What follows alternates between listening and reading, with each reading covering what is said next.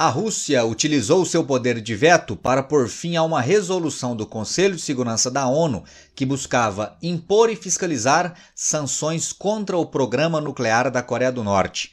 Essa ação por parte dos russos demonstra que os dois países, Rússia e Coreia do Norte, estão mais unidos do que nunca na luta contra aquilo que eles chamam de imperialismo ocidental. Se você quiser ficar por dentro deste e de outros assuntos das atualidades, geopolítica e geografia, me acompanhe no canal. Faça a sua inscrição, deixa o like nesse vídeo e vem comigo. Pessoal, na sexta-feira, dia 29 de março, os 15 atuais membros do Conselho de Segurança da ONU se reuniram na sede da instituição lá em Nova York para discutir e votarem sobre a resolução número 1718, que foi criada lá em 2006 para estabelecer e para fiscalizar sanções contra a Coreia do Norte, contra o programa nuclear norte-coreano. Dá uma olhada na manchete do dia 29 agora, ó. Veto da Rússia extingue grupo que fiscaliza sanções da ONU a programa nuclear da Coreia do Norte. E afinal de contas, que grupo é esse? Dá uma olhada aqui, ó, nessa matéria de outubro de 2006, quando essa resolução foi aprovada. Resolução número 1718 impõe sanções à Coreia do Norte. Olha só o texto que dizia: a resolução 1718, aprovada por unanimidade pelos 15 membros, do Conselho de Segurança da ONU. Aqui só abrindo um parênteses, pessoal, para quem não lembra, o Conselho de Segurança da ONU é formado por 15 membros. Destes, 10 são membros rotativos, que se alteram a cada 2 anos, e 5 são membros permanentes, são 5 membros que têm poder de veto. Só para recordar, são eles: Estados Unidos, Rússia, China, Reino Unido e França. Estes 5 são membros plenos e têm um chamado poder de veto, beleza? Foi esse poder de veto que a Rússia utilizou para pôr fim a essa resolução. Mas volta aqui no texto, ó. A resolução previa, né? Porque agora não existe mais. Previa um embargo sobre armas e materiais ligados à tecnologia nuclear ou à tecnologia de mísseis. O documento apelava, né, aos Estados-membros, em conformidade com a respectiva legislação, a agir na cooperação para garantir o respeito destes embargos, procedendo inclusive à inspeção de qualquer carga destinada ou proveniente da Coreia do Norte. O texto da ONU visava punir Pyongyang pelo anúncio do primeiro teste nuclear feito lá em 9 de outubro de 2006. Então esse trecho aqui da matéria, lá de 2006, pessoal, deixa claro o objetivo dessa resolução, que era de literalmente estabelecer um boicote comercial, econômico à Coreia do Norte para que o país não conseguisse levar adiante o seu desenvolvimento bélico nuclear. Afinal de contas, lá no já distante ano de 2006, mais especificamente no dia 9 de outubro, a Coreia do Norte fez o seu primeiro teste nuclear. E aí o curioso é que mesmo após a aprovação dessa resolução e o estabelecimento aí de várias sanções contra o país, o desenvolvimento da tecnologia bélica nuclear pela Coreia do Norte não apenas não foi interrompido, como depois disso a Coreia do Norte fez vários outros testes. Eu até anotei aqui, ó, no meu bloquinho de anotações, a Coreia do Norte fez testes além desse de 2006, fez teste em 2009, 2013, fez 2 testes em 2016 e 1 em 2017. Ou seja, foram 6 testes nucleares desde 2006, sendo inclusive o único país do mundo a fazer testes nucleares no século XXI.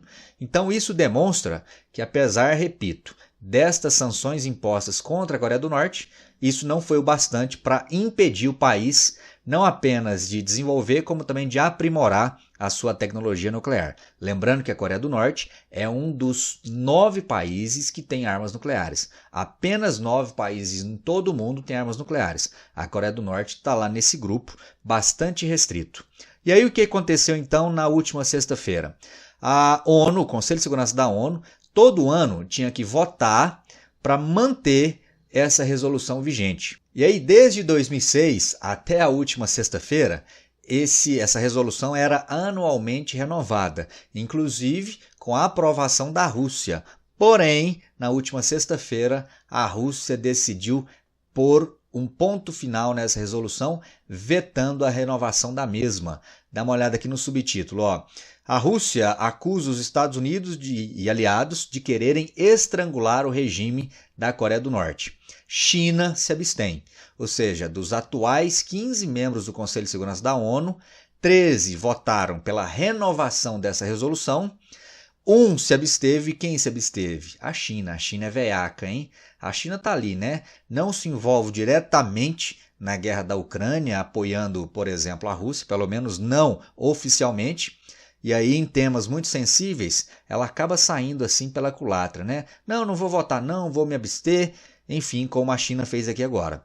E aí teve apenas um voto contrário. Esse um voto contrário foi o bastante para pôr fim a essa resolução. Por quê? Porque foi um voto de um dos países que tem poder de veto, nesse caso a Rússia. E aí você talvez se pergunta, né? Mas por que a Rússia adotou essa mudança de postura em relação a essa resolução? Se as várias outras renovações foram aprovadas pela Rússia, por que agora ela não mais aprovou a renovação deste programa aí que busca fiscalizar e dificultar o desenvolvimento nuclear da Coreia do Norte? A resposta é simples, pessoal.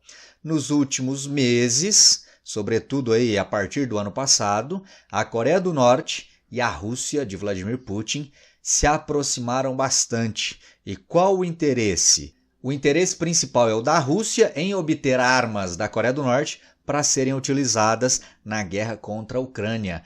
Ainda que nem Rússia, muito menos Coreia do Norte, assumam oficialmente que possuam qualquer acordo no que se refere a trocas ou a fornecimento de armamentos de um para o outro.